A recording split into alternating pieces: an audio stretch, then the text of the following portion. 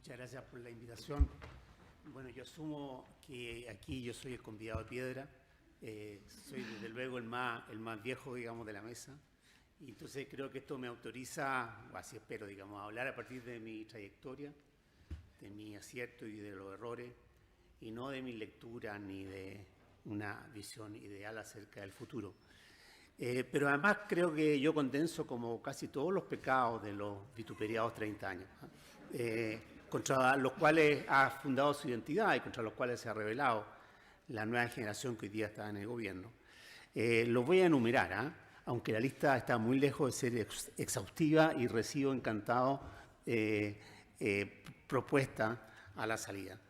En los años 80 del siglo pasado yo fui parte de la Renovación Socialista, esa que a la luz de la derrota de la Unidad Popular y del fracaso del socialismo real, de otro lado, buscó reconciliar a la izquierda con la democracia, los derechos humanos y, por qué no decirlo, con los valores liberales. Esto nos condujo a tomar distancia, aún más del marxismo ortodoxo, y a valorar, sobre todo viendo lo que pasaba en Europa del Este, el mercado, la propiedad, la empresa y la existencia de medios de comunicación libres o independientes como barrera frente a la tentación totalitaria.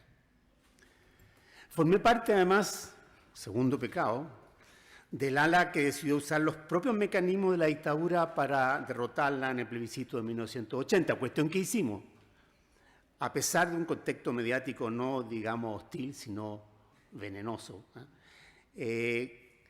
Optamos por este camino no por cobarde, como se nos ha imputado tantas veces, sino porque sabíamos que el pueblo chileno, saturado de cambios inclementes y dominado por un profundo sentimiento de impotencia, no nos habría seguido en una aventura insurreccional. Participé, además, sigo en la numeración en la franja del no.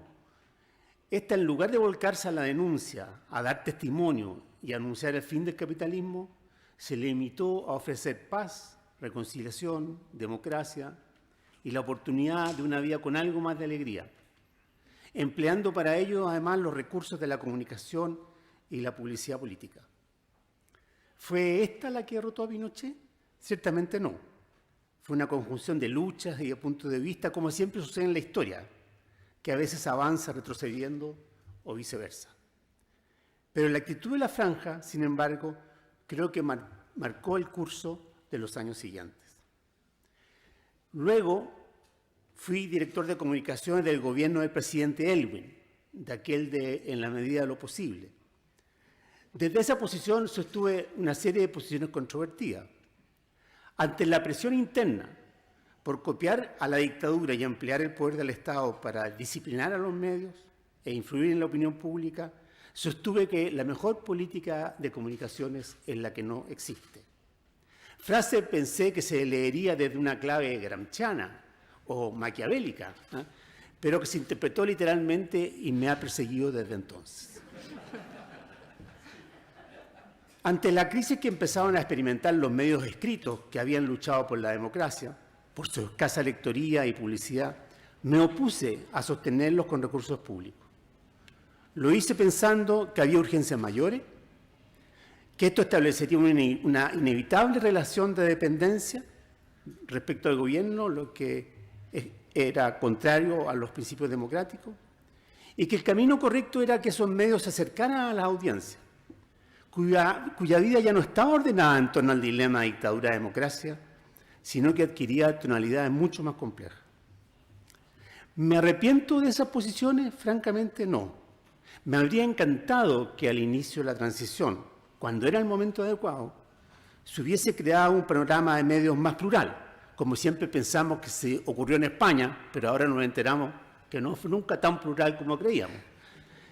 Hicimos varios esfuerzos en este sentido, precisamente golpeando puertas en Madrid.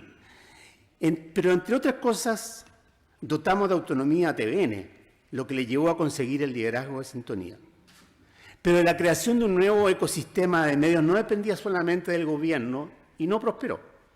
Me siento parte de este fracaso. Pero prefiero cargar con este fracaso antes que con la medalla de un sistema de comunicación controlado por el Estado. Como director de comunicaciones me guié por un principio McLuhiano, de conseguir que mis conductas fueran el mensaje. Y el mensaje fue uno y claro: la democracia es mejor que la dictadura porque usa las armas de la persuasión y el entendimiento, no las de la intimidación, el chantaje, la censura y la propaganda. Un paisaje comunicacional plural, más ahora con las redes sociales, lleva a que el poder de un gobierno esté radicado en su capacidad de emitir señales con la aspiración a que éstas induzcan ciertos comportamientos de las personas o agentes políticos, económicos, culturales, sociales, en función de ciertos objetivos o metas, ojalá compartidos. Estas señales van dirigidas al mismo tiempo, creo yo, hacia sus partidarios y soportes políticos, hacia el interior de la administración, hacia las élites, que son siempre importantes, y desde luego hacia el público masivo, toda vez que en democracia la popularidad es un soporte indispensable para el éxito. Ahora bien, ¿quién vehiculiza esas señales? Básicamente los medios de comunicación, cuya credibilidad es siempre y a pesar de todo superior a la propaganda oficial. Gobernar, por lo tanto, es hacer noticia, sabiendo que cuanto más independiente sea el soporte respecto al gobierno, más eficaz serán sus señales. En suma, si algo aprendí en mis 4 años en el gobierno fue, uno, que estrategia y comunicación son una sola y misma cosa, cuyo propósito es construir hegemonía. 2, que es obligación de un gobierno hacer noticiables sus actividades en los medios que no le son afines. Y 3, que esto implica un cierto grado de subordinación a los códigos que rigen a los medios de comunicación, o al menos algún grado de compromiso y de complicidad. Diría que estas son las leyes de hierro de la comunicación gubernamental. Soy parte también, sigo en la enumeración, de los que hemos sido acusados en la transición de haber aplastado la disidencia y las organizaciones sociales. Si las fomentamos, no. Y en eso hubo ceguera. Pero tampoco las perseguimos o asfixiamos. Es curioso que se le otorgue a un gobierno el control del switch de la movilización social. Veníamos de años de hipermovilización. Era inevitable que la población quisiera tomar distancia, que se encerrara en sí misma y su familia, que buscara adaptarse a las nuevas reglas del juego y asegurar su prosperidad, incluso que prefiriera sumirse en el olvido. Ocurre siempre después de un trauma. Lo mismo ocurrió en Europa tras la guerra y, si no me equivoco, en España tras el conflicto interno. Otro de mis pecados, y estoy terminando, es que terminado el gobierno de Aylwin, en lugar de seguir una carrera política, decidí volver a la sociedad civil, pero no a la academia o a una ONG o a un organismo internacional, como habría sido lo natural, sino al mundo privado, donde creé una empresa de consultoría. Esto me ha valido, como lo saben, el epíteto de vendido y de lobista, pues la izquierda a la cual yo pertenezco culturalmente asume que la empresa es un coto de la derecha y que si alguien de sus filas se desenvuelve relativamente bien en ella es por sus contactos, no por su talento o su esfuerzo.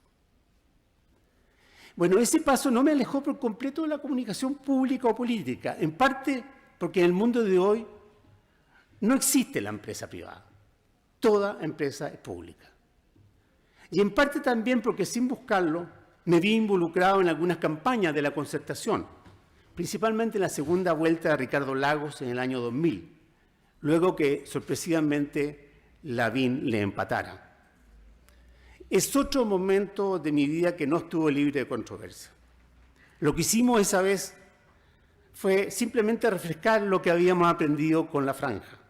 Sabíamos de sobra que las murallas ideológicas que separaban a los chilenos habían erosionado, que no enfrentaban un dilema entre modelos excluyentes de sociedad, sino que era una cuestión de dosis, de un equilibrio dinámico entre capitalismo y esfuerzo individual de una parte y de apoyo estatal y de soluciones colectivas de la otra. Que los grandes bloques políticos estaban relativamente equiparados, por lo que el factor que determinaba el triunfo o derrota son los votantes desinteresados de la política, los cuales son altamente volátiles y se inclinan en una u otra dirección según percepciones básicas pero esenciales, las cuales buscan ser capturadas por las campañas. Lo anterior nos condujo a buscar un mensaje simple y afín a la atmósfera de opinión pública, lo que significó pasar de crecer con igualdad, de la primera vuelta, una consigna fría y racional, a un llamado liviano y optimista, Chile mucho mejor, a enfocarse en pocos temas, pero fuertes emocionalmente y fácilmente identificables por el electorado, y a poner el acento en lo que se comunica espontáneamente por la vía de los gestos, las relaciones, la compañía, el entorno, antes que a través del discurso racional. Como se podrán imaginar, he recordado mucho todo esto a raíz del resultado del 4 de septiembre. La imagen que se creó de la convención, la naturaleza del texto propuesto y la campaña por el apruebo parecen haber sido ideados a propósito para obtener el rechazo de los electores. Bueno, perdón si me he restringido a hablar desde mi propia y limitada experiencia, pero no encuentro otra manera, la verdad, de aportar a este interesante debate. Le agradezco mucho la atención. Gracias.